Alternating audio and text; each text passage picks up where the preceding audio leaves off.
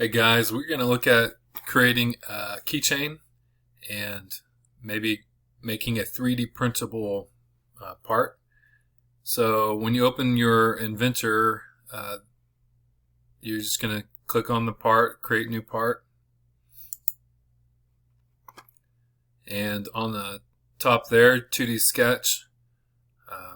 Sometimes this gets switched over to 3D, which kind of makes sense, but that's not how we're going to start. So make sure it's on 2D sketch, and you can really pick any plane to work off of, but I would encourage you to start with the XY plane.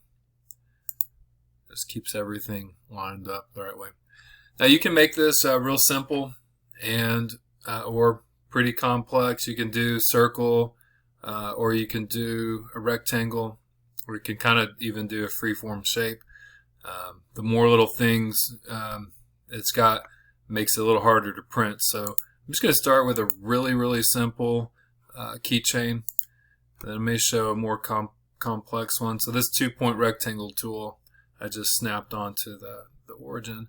And then you can just drag this out. You can dimension this later, or you can go ahead and type in if you know what size you want.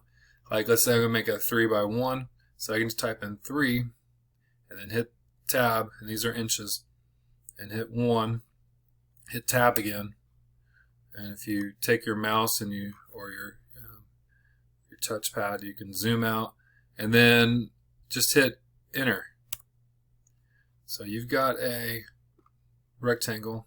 You can also just draw a shape and then use this dimensioning tool up here, and then you can dimension it there. So you can make this kind of a rectangle, and those 3x1 or maybe 4x1,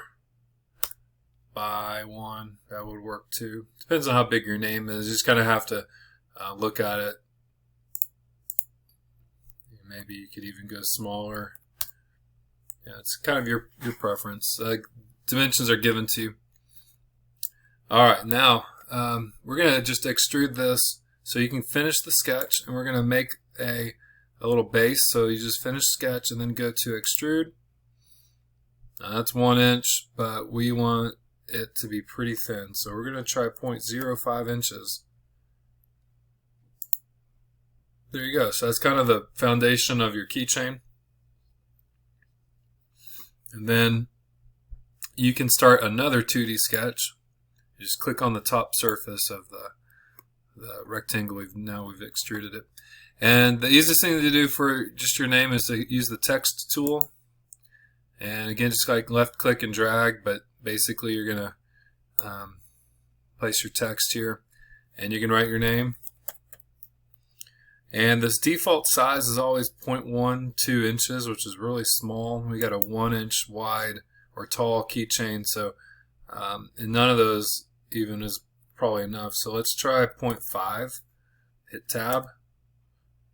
Always have to highlight, left click and drag, get your name selected, and then let's try that again. Hit tab. There we are. So that's the easiest thing to do. You can stretch it here.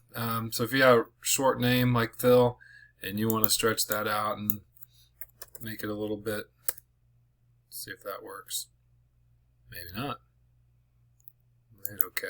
Yeah, it did. It stretched it. So that's one thing you could do. You could also, I think, shrink it if your name's really big and you want to shrink it. All right.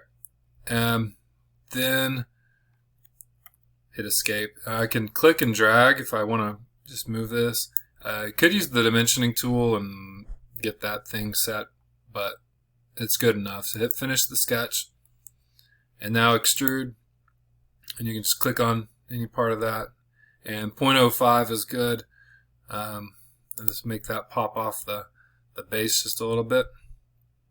Alright, and then I can do one last sketch. Yeah, you could do this a couple ways, but let's just keep it really simple and just put a little 0.25 inch. I'm using the dimensioning tool there. Circle, and again you can just extrude. Now this time we're going to cut the hole, so instead of coming off of the surface, we're going to change the output to a cut feature. And that same distance is good. And there you go. So that's a really basic keychain that you could now send to the printer. You want to clean it up a little. I would suggest one thing on these square corners just to make it a little bit nicer is you can use this fillet tool and just zoom in here, look at these corners. There you go. And that just kind of smooths this thing out a little bit. That is a, whatever the default was in this case, but 0.125 it looks like, radius. So you click all those. There's some other things you might do. That looks really good. Simple keychain. I would probably save it locally. So you can go to File, Save As. I think this default location within Inventor is fine. And you can just give it a name. You might could use your last name in case you're going to send these to me as an email. And I may have lots of fills. Probably not. Youngblood. Yeah, some kind of name, at least where you know where it is. Now that's not 3D printable in this current state. I have to create a new file type called STL.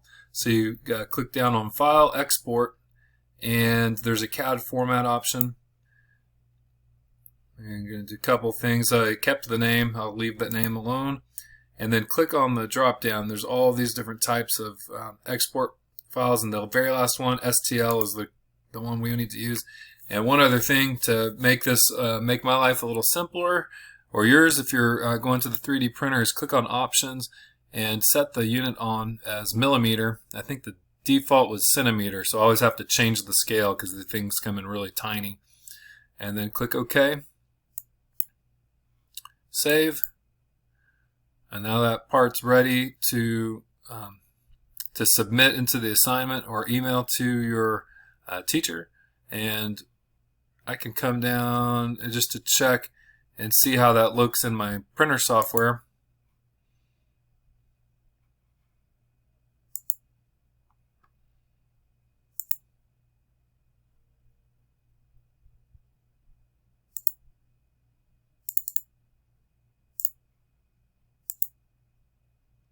And voila, there it is. So that part's ready to print.